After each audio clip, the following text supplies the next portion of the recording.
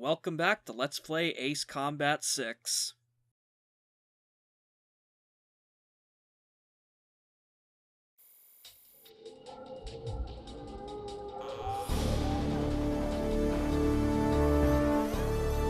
The final remnant of Estevakian forces on this island is concentrated on Mount Marcello in northern Kessid.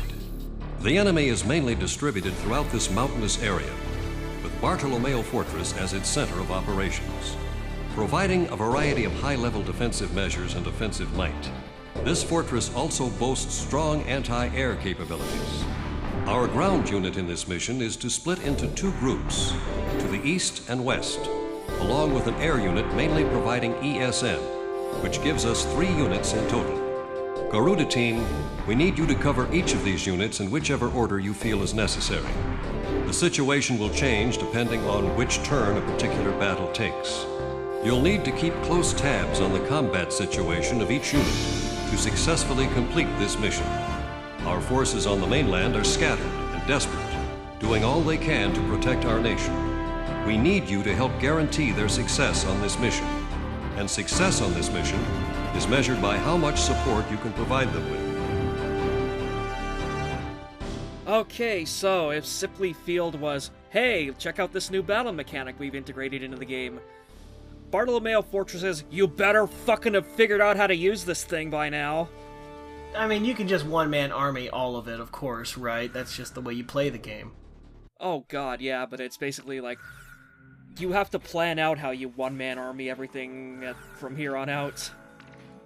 So it's like extreme checkers, basically. Oh, yeah. Is it the F-16 we're rolling out with? Yeah, because that's the only thing you actually have access to at this point in the game still. I mean, I'd take that over some of the other starter planes you wind up with in other games. I've mentioned this elsewhere in, commentaries for other missions, but, the F4 Phantom is in Ace Combat 6, it's just not playable. How about that? Okay, first thing I'd like to comment on, though, is just I kinda am already a huge sucker for opening a mission and you're surrounded by planes. That's a nice look. Yeah, say what you will about Ace Combat 6, the game, it's really, really compact in a lot of places, but, in presentation, it is fucking huge. Use the Operation ID device when the battle gets too heavy. I think they wanted to put this game on the PS3, but this was, early era PS3, where, not even Sony could figure out how to write games for the damn thing. Oh, yeah. So it's so it was basically sort of Xbox 360 or bust for Project Aces. I mean, it looks pretty nice, and, when your biggest complaint you hear from fans is the story was really bad, even by Ace Combat standards, I mean, there's the implication there. Hey, it still plays like a dream, I assume. Oh, God, yeah, again, this is another thing I've said a couple of different times over the course of the commentary, gameplay-wise, this is my favorite Ace Combat so far. I just wonder how many fans are just kind of beating themselves up like I am, because this is the one I just haven't played, and it looks great. I don't know. I don't know. As many times as people make fun of the phrase that shall not be spoken, I'm willing to put up with it if it plays as well as it looks, and it's looking pretty good so far. Same here, honestly. This, Ace Combat 6 was, a lot of people's, real first brush with the franchise. Just because it was on the Xbox 360 and it came along right at that time when, the 360 was, also watch me no-scope this pillbox. Boom! Nice. It's it was me just accidentally pressing the A button. Oh, fuck, I didn't mean to do that. Oh, it worked, damn! Look, after so many playthroughs of all the other games, you had to get better at air-to-ground stuff eventually. Fuck you!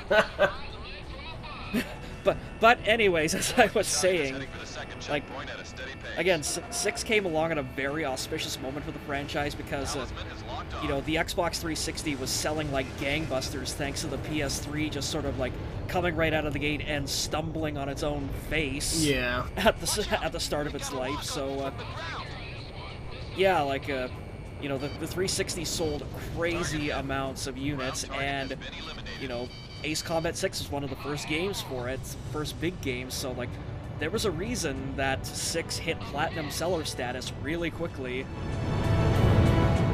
Yeah, I kind of can't fault it either.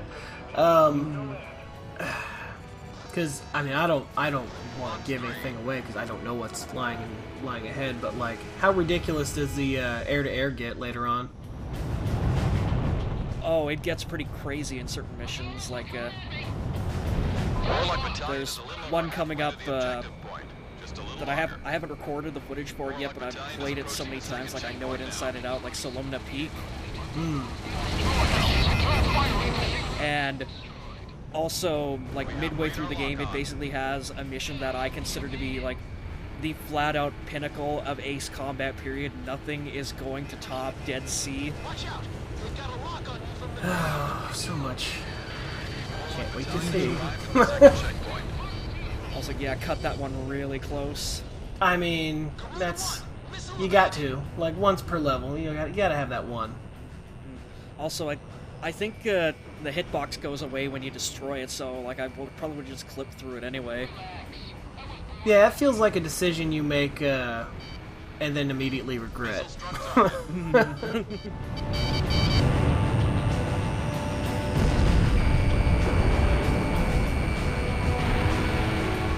But yeah, this is something I like haven't really been or had the chance to like explain. Like, interesting enough, I explain it in the video coming up right after this, the one with Jobo. But you can sort of see the way that I play through these like little submissions. Yeah. Where I focus my whole intent on clearing one completely and then moving on to the next ones, because if you try to do them piecemeal like the game kind of wants you to, you will ultimately end up into situations where, like, you will fail one or more of them, just because, you know, your attention is so split and so fragmented that you can't really provide effective cover for them. So yeah, you kind of have to do, like, ones like these ones where you just basically, like, run up Warlock's entire mission path and just, like, clear every stage of it and then move on to, like... I'm focusing on the Snake Pit mission here because I need the electronic support for the back half of the mission. That is nifty, though. So it's like, again, like I would, like, or like I suppose, like I will be saying with Jobo in the next, not the next mission, but the mission coming up in 2 missions time, anyway. Like, the, like, the little sub-missions that you want to focus on are the ones that either give you ESM support, like the Snake Pit ones, or anything that gives you air-to-air or air-to-ground support as well.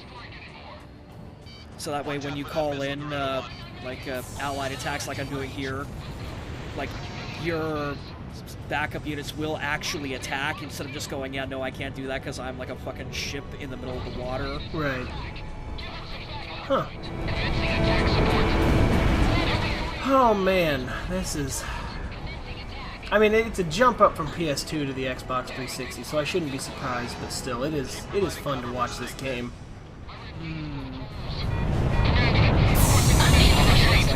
Yeah, there's a reason why they basically built Ace Combat Infinity off of 6's engine. Has lost half its forces. The situation is getting worse. And it's only slightly because no one wants to play the Assault Horizon engine. Yeah. I'm kind of going through that right now myself, and it's like walking on broken glass at times. Sometimes it's great, other times not so much. Halfway to the objective. When in your life is walking on broken glass considered great? No, I'm just saying sometimes the game is okay, and other times it's just pure pain, you know, for the entirety of it. But yeah, this one feels a lot more. Well, I mean, obviously you're not flying around in a damn helicopter, but still, this does feel more of the what I'm used to. And I do like the random cutaways to either the planes or the pilots. It's kind of unnecessary, but what the hell? It's a bell and whistle I kind of dig. Yeah, like that is something I will give Assault Horizon. Like, it's a damn good cutscene engine, but not really a good gameplay engine. Right. I mean, but think about this. I mean, you're going after these aces here. Now, just let's throw in a QTE that you cannot get out of. Like, think about it. Let's picture it. Doesn't that just enhance your playing experience? Like, God damn it. Like you wanted to complain about Dance with the Angels. Let's just consider what could have been. Oh yeah, press Y to fist bump. We have radar lock on. This goddamn Strigan plane. Well, don't you understand? Given the narrative, this guy has to be the strongest. Just the strongest. This guy's like 7th down their roster at this point, I think. Like, there is a reason why I've compared Strigan to Team Rocket every fucking time they've shown up so far. It's like, I killed half of them in Invasion of Emmeria. I mean, I feel like you always have this, you know, in every game, you'll have those run-throughs where you are death incarnate, and then for whatever reason, there's just one ace who decides to waste about 5 minutes of your time. Oh, God, yeah. Make for great replays, just not for fun gameplay. Yeah, that's me recording the various aces for the bonus videos. Like, some of them, like, they just don't know what the hell hit them. Other times I have to chase them halfway across the map. David, can you hear me? I'm going up. This place is ours. Man, I'm really feeling for Grace Mary, though, let me tell you. It is a pretty great story, though, from what I've heard so far. Because the Air Force is everything. It's really the only military power you truly have. If your Air Force is beaten, then, you know, everybody just pack up and relocate. Everybody. Yep. Even though, like, this game is more ground-centered than, like, any Ace Combat has been before or since. Because, like, they come almost right up to the threshold of just, like, having you just be, like, you know, the window dressing moral support for this big fucking army that is steamrolling all across the country. But yet it's still, they have to default back to, yeah, no, you are the most important person in the world. You are the deadliest son of a bitch in space, yada, yada, yada. I mean, you can't have an Ace Combat game without that. But I kind of see what you mean. Like, there's just so much air to ground that you are kind of scratching your head a little bit. But I mean, I guess with the gameplay it makes sense. You do the air to ground so that you can have a little bit more fun in the air to air. You can't. And plus, like this is a story about, like, again, they're going the Ace Combat 4 route of this retaking an entire country that was knocked over by the shittiest military on the planet for some reason. It's so always yeah, it's all about just clawing back, you know, inch by inch what was lost from you, and you've got to do that with a ground army. So yeah, I don't know. It's always the shittiest army, always. And again, this is again something else I have continually brought up. But this is basically like, also yeah, you get to see here knocking the trees down. Oh, I like that. Yeah, like, I mentioned that in Solitaire when you were on. Yeah. It's a nice continuity right there, Crow. Yeah. But it's like, yeah, like I was saying, like, I brought this up several times in the commentary now, but it's like, Emmeria and Slovakia are basically like, if you took Canada, shoved Italy inside it, and then slammed it right next to Yugoslavia. Oh, that's a fun picture right there. Oh yeah, it's like, yeah, I have no doubt the Canadian Army is probably incredibly susceptible to being blindsided by a strike from Yugoslavia, but I don't think they'd at least make it to round 2 with us.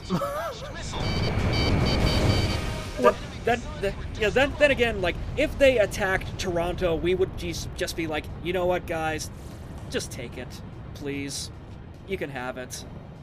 Fair enough. I mean, but you gotta think. I think Project Aces knew that, and that's why they're like, man, even for us, this war is pretty flimsy. I've got an idea. Check this out. This woman's looking for her daughter for the whole game. Just about had it. Our ground unit almost has it under control. It's like, but how's she connected to, the gameplay story? Like, the kid in Ace Combat 04, like, he was right there front and center with Yellow 13. It's like, well, her husband's a pilot. Okay, does he play any role in the game? No, he dies before the opening cutscene. But trust me, the player will love it. They'll say, I can relate to this. Enemy facility was destroyed. And then after that they go, but we need an antagonist though. Who could we possibly have? I know, let's remake Yellow Squadron, only without any of the characterization or attachment anyone has to any of them. I mean, that's not really shocking though. I mean, how many times have they tried to recreate Yellow Squadron? Not that many, honestly. Well, I mean, okay, I'm being a little bit obtuse. Ace Combat 5, it's just like, hey, look, there's Yellow 13, sorta. Yeah. He appears. Well, Ace Combat 5's kind of like, okay, what if we had Yellow Squadron, but they're absolutely evil? Sam destroyed. Yeah, there you go. What if we had Yellow Squadron and just took away the whole gray area of the entire squad? The whole point of the squadron. There you go. Yeah. And then Zero was basically like, okay, what if your wingman was Yellow 13, but he was also kind of an asshole, too? I don't know, with Zero, I always got the sense that, they call it the round table, because it's just a giant spiral of various assholes. I mean, I'm not above thinking that Cypher was a giant asshole himself. Oh god, yeah, Cypher, like, if you're not playing Cypher as a complete monster, you're doing it wrong, even though I did a night run for the LP also. Fuck you, Ace Combat 6. There's like, the crow we know and love. Yeah, but it's like, honestly, Ace's run of Zero was the canon run. Let's not fool ourselves here. Yeah, it's true. Oh, that's a lovely shot. Nice work, Garuda team. It's like, yeah, basically, like, there's a hidden cutscene at the end of 6, like, if Cypher pulls off the helmet, it's fucking Kime from Tracking Guard. Rip and tear. Rip and tear. Blood. For the Blood God. And also, I don't know, I guess Grace Maria. A plan to retake the mainland is now in the works. We're about to get into some you're serious gonna have to work harder to top Jabo's joke. Which, again, is coming up in 2 videos from now. We're setting the stage, y'all. Just, get real excited.